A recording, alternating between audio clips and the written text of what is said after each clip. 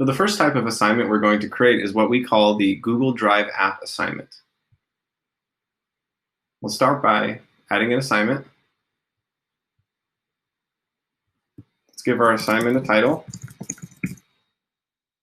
Again, we can type directions in here as much as we want, give them resources of any kind, again, using links by inserting content. We can do the same thing here. So let's say I'm going to add a link.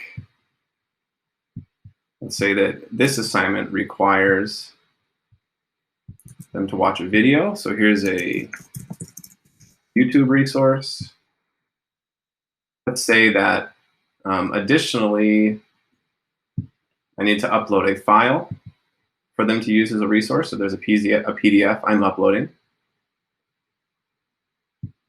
And let's provide them with information from a Google Doc. And let's say that they need to look at this Google Doc as well. Complete the assignment. My directions would note that here. I could hyperlink these in here in the description box as well. This is just another option I'm showing you on how to do this. So now we're ready to give them the assignment.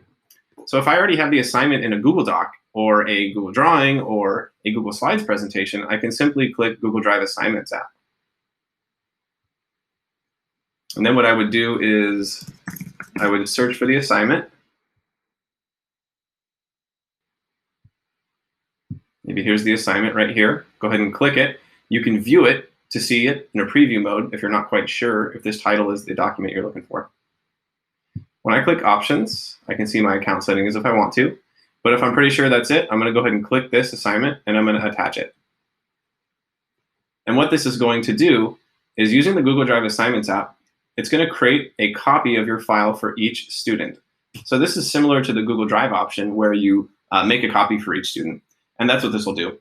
What this is going to do also in your Google Drive is it's going to make a Schoology folder, and it's going to make a copy of this Google Drive app assignment for each student in your Google Drive as well. So that's similar to Google Classroom. Let's go ahead and give it a due date, the time, points, select a category. It's going to be numeric rating. I'm going to keep these options all here the same. I'm going to go ahead and create it. Once the assignment is created, it'll show up right here. That's the assignment name right there. That would be the title. Again, if you want to re-edit it, you can edit it again. You can copy it to another course, and you can save it to your resources, which we'll explore in Lesson 6. So let's preview this as the teacher. Now, this is what the assignment's going to look like from the teacher perspective.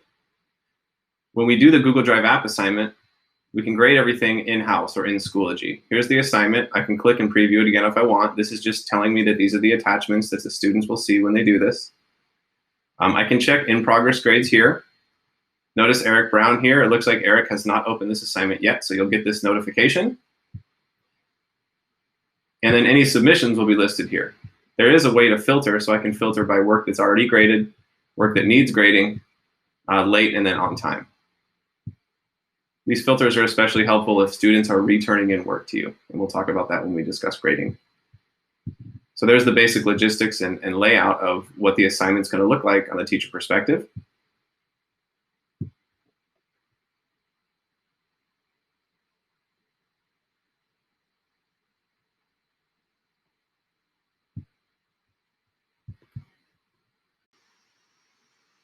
Now that we've created our assignment, let's see what it looks like from the student perspective.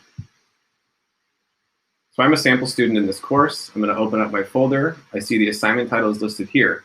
What I also see from a student perspective is upcoming assignments over here. I see that this is going to be due, and there's the assignment right there as well. So students also get a stream of upcoming dates with the assignments on those dates as according. I can go ahead and click here, or as a student, I can click here. I'm going to go ahead and open up the assignment.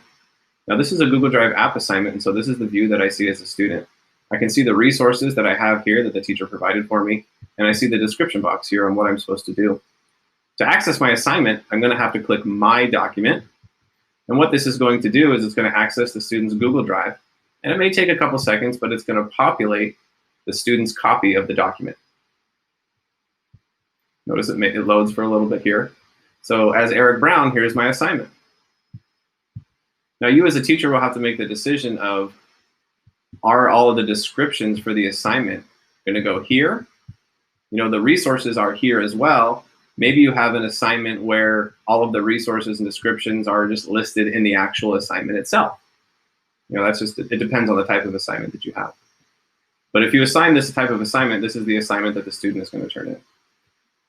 Okay, so let's say I'm Eric Brown and I've completed my assignment. I'm done. I finished the worksheet. I can submit the assignment here. If I need to keep working on it on a different tab, our students have a smaller Chromebook screen, and so some students actually want to work on this assignment outside of Schoology because of all this space that's taken up for Schoology. If a student wants to edit it outside of Schoology, they can either access it in their Google Drive, or they can simply click Edit here, and it opens up to a new tab. We would also recommend using the bookmark feature over here for easy access if students have lots of assignments they need to complete for you. So I'm ready to complete it. I'm going to submit the assignment now as a student. Once I click Submit Assignment, I get a prompt. Do you want to submit? Yes, I do. Once you get this successful launch notification, it's a clear indicator for students that they've submitted their assignment. Go ahead and click Done.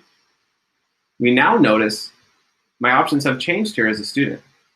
It tells me it hasn't been graded, and it also allows me to unsubmit it. A key caveat to this is students can only unsubmit work that they've turned in if it's before the due date. Once the due date elapses, the students will no longer be able to unsubmit their work to continue working on it. So this is important when you want to discuss workflow with your students. I'm going to grade it on this date. Here's a checkpoint, turn it in. And then once we go and we grade it on the teacher, and we'll show how you can turn this back out to students so they can complete it again. If students can't see their document for some reason, they can go ahead and click here, in which case they can reconnect their Google Drive to Schoology itself, and that will solve most of the problems. If students still aren't being able to connect, one of the things that may be happening is that your students have multiple Google accounts happening up here. So if they go to Chrome and they click their name, they may see their name, but they may see other people here too that are interfering with the connection between the student's Gmail or guhsd.net account and maybe a personal Gmail that they may be using. So a couple things to inform your students: if it doesn't show up, have them click here to reconnect their Google account. And then another option, of course, is to have your students sign out of their personal Gmail accounts if in fact they are duly signed in with a personal account and their guhsd account. And this is the student's perspective.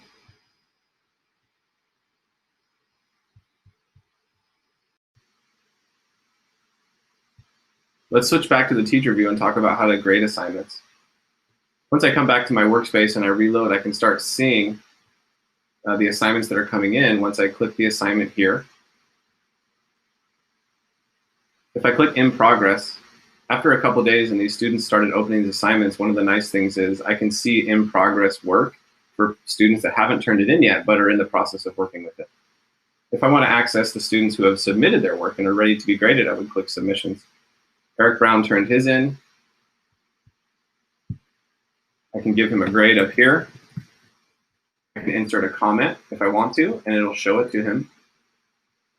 Go ahead and click Save. It's going to give him his grade. And it's going to give me the option over here to unsubmit this and turn it back out to him in case he needs to continue working on it to make it better so that he can then resubmit. But again, Eric won't be able to work on this unless I unsubmit this to him. We can confirm our work by going to the gradebook. And so if we see on the gradebook, Eric Brown, he has his 70 points here. I can change this manually inside the gradebook if I want. And that's how you would grade student work and provide feedback.